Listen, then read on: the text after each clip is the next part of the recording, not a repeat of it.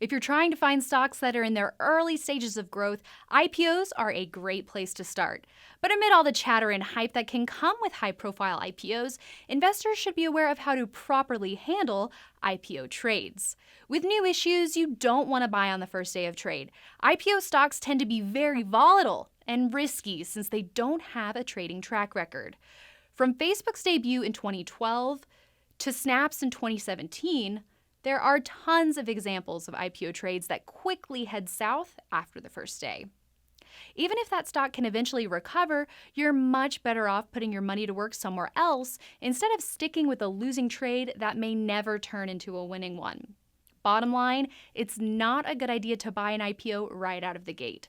It's important to wait for IPO stocks to break out of an IPO base before jumping in.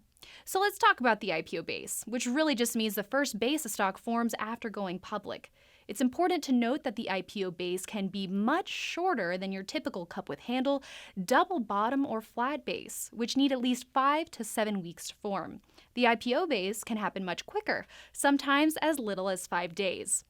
Now, it's crucial to see a stock clear a prior resistance level before buying, so that's why these proper buy points are key. Now let's take a look at Google's IPO base back in 2004.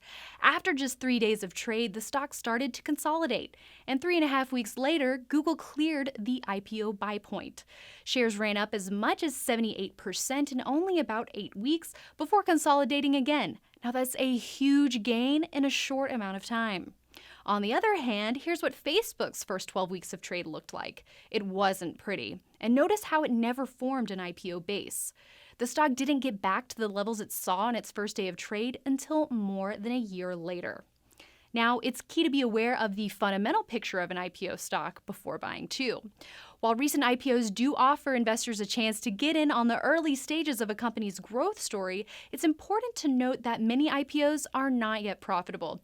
But if you see strong sales growth, say 30% or often a lot more, that's a key trait of the very best IPO stocks.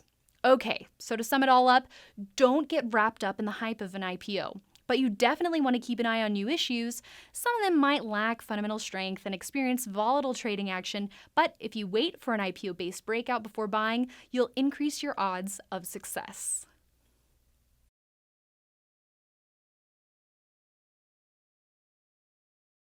Hey everyone, thanks so much for watching Investors Business Daily on YouTube. If you want to watch more videos, make sure you hit that subscribe button so you don't miss a thing.